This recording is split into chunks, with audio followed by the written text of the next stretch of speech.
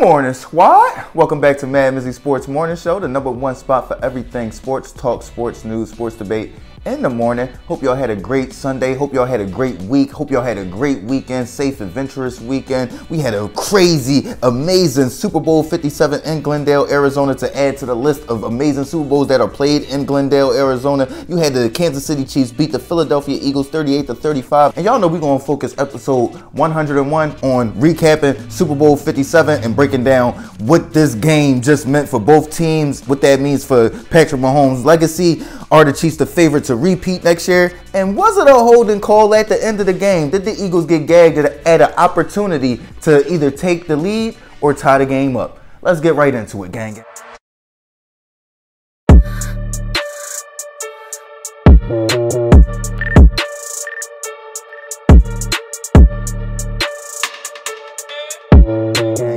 What a freaking game, man.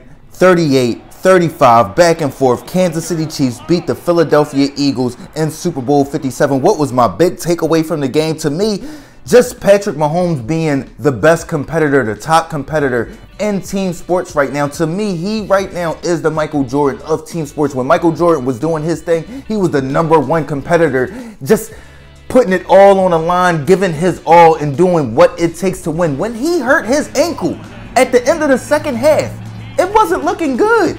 I know Eagles fans, they was tweeting, oh yeah, we the quarterback killers, we the quarterback eaters. For one, y'all only knocked out 2 quarterbacks on my San Francisco 49ers. Now, let's not act like y'all sitting up here knocking every quarterback out of the playoffs or in the regular season like y'all the 1985 Bears. Cut it out, man. Y'all just want to hype it up because y'all don't want to acknowledge the fact that y'all got away with an easy win knocking out the San Francisco 49ers 2 quarterbacks.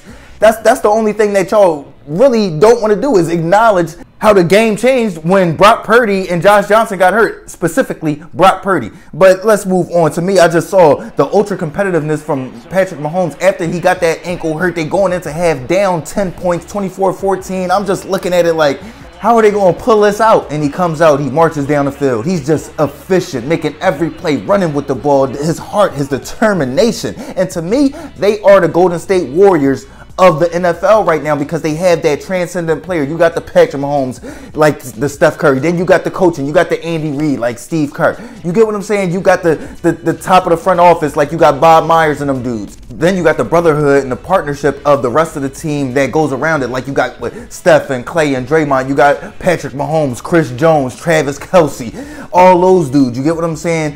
Frank Clark, like they was mentioning last night. So to me, I just love what I've seen from the Kansas City Chiefs. The trajectory that they're on right now is going to be something to keep an eye on. It's maybe something we've never seen before when you combine Andy Reid's coaching ability and Patrick Mahomes' competitive nature. You get what I'm saying? He is literally the polar opposite of what Donovan McNabb was for Andy Reid when he was in Philadelphia. So it's going to be amazing to see what they are able to accomplish as a duo.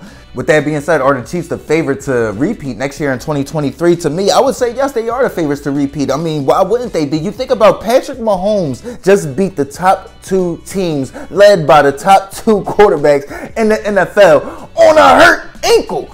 You feel what I'm saying? Like, come on, dog. He received a sprained ankle, a high sprained ankle in like the second quarter, early in the second quarter of the Chiefs-Bengals game.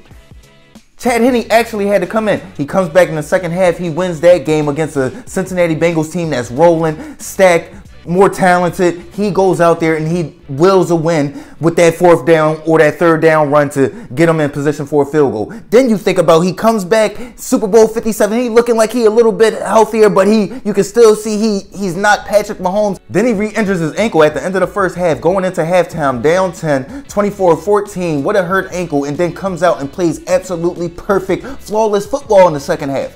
This dude is just absolutely amazing, and to think he's going to come back next year, the Chiefs are going to be able to revamp, get him some more weapons, build some more continuity.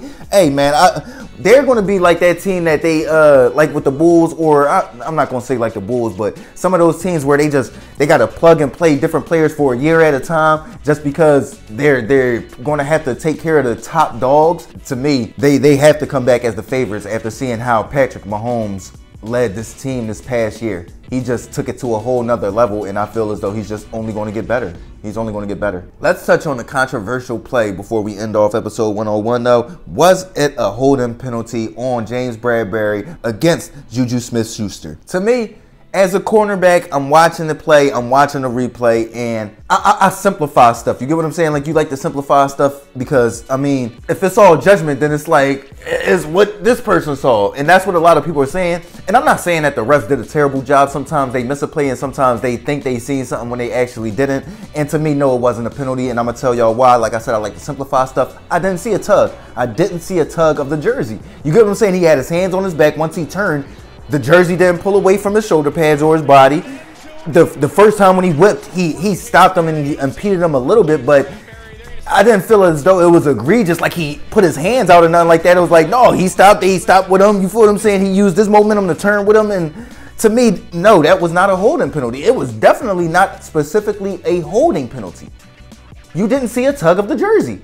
You didn't see it. So to me, no. And the Philadelphia Eagles probably got robbed of an opportunity to take the lead in that game or tie that game up with 2 minutes left, because that penalty happened with 1:48 left. They would have had one more timeout left. So that was a huge critical call right there that I feel as though wasn't a penalty. But does that mean that the Philadelphia Eagles lost the game on that play? No.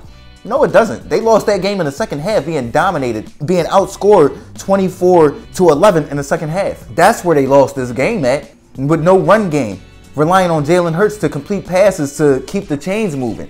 They had no run game in this Super Bowl. So, no, they didn't lose it on that play, but it wasn't a penalty. It wasn't a holding penalty. As a cornerback, you going to have your hand on backs, you're going to guide, you're going to do, it's not going to be, you're not going to run like this. You know what I'm saying? You ain't covering a dude like this. You feel what I'm saying? You're going to use your hands to guide. And I didn't see a tug of the jersey. And without a tug of the jersey, in my opinion, it's not a holding. That's, when you see this, yeah, that's holding. If you know what I'm saying, the hand just right there and he guiding, come on. Like, come on, man. Come on, man. But, yeah, y'all didn't lose it on that play, though. Y'all lost it in the second half, and what y'all thinking that Patrick Mahomes wasn't going to come back and dominate that second half. I don't think the Philadelphia Eagles players thought that, but those fans definitely thought it was over. Those fans thought, oh, Patrick Mahomes done. We up 10 points. It's 24-14. They started climbing the poles already. They was on top of the Ritz-Carlton already downtown. Don't count your chickens before they hatch, man. But it was a beautiful game. Shout out to the two black quarterbacks that played amazing games. Patrick Mahomes, 21 for 27, Super Bowl MVP, 182 yards, 2 touchdowns.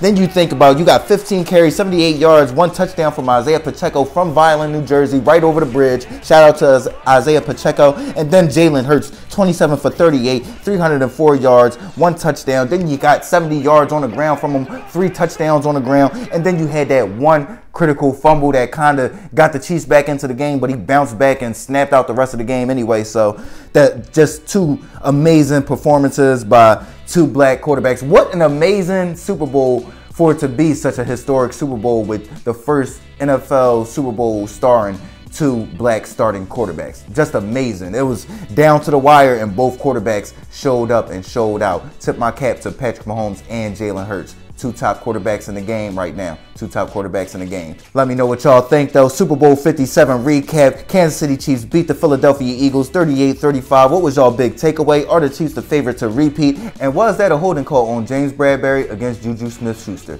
Let me know what y'all think. MadMizzy Sports Morning Show. Like, comment, share, subscribe, listen, alert. MizzyWorld Entertainment. Gang.